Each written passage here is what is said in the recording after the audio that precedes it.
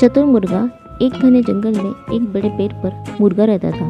वह रोज सुबह सूरज निकलने से पहले उठ जाता था। उठने के बाद वह जंगल में दाना पानी चुगने के लिए चला जाता था और शाम होने से पहले वापस लौट आता था। उसी जंगल में एक चालाक लोमड़ी भी रहती थी। वह रोज मुर्गे को देखती और सोचती, कितना बड़ा और बढ़िया मुर्गा है। अगर यह मेरे हाथ लग जाए तो कितना स्वादिष्ट भोजन बन सकता है। लेकिन मुर्गा कभी भी उस लोमड़ी के हाथ नहीं आता था।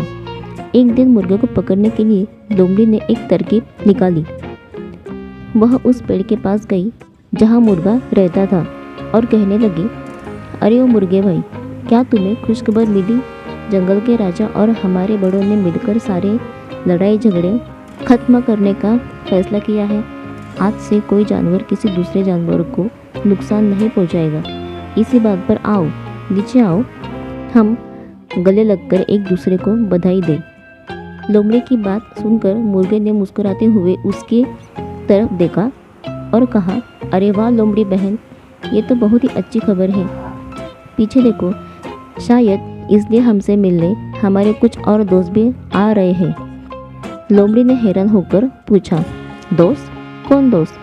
मुर्गे ने कहा, अरे वो शिकारी कुत्ते, वो भी हमारे दोस्त हैं ना। कुत्तों का नाम सुनते ही लोमड़ी ने न आव देखा न ताव और उनके आने की उल्टी दिशा में दौड़ पड़ी।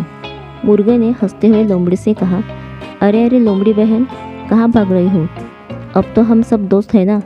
हाँ हाँ दोस्त हैं, लेकिन शायद शिकारी कुत्तों को भी अब तक यह खबर नहीं मिली है।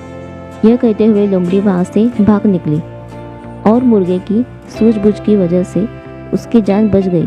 कहानी से सीख, बच्चों, चतुर मुर्गा और चालाक लोमड़ी की कहानी से हमें यह शिक्षा मिलती है कि किसी भी बात पर आसानी से विश्वास नहीं करना चाहिए और चालाक लोगों से हमेशा सावधानी रहना चाहिए।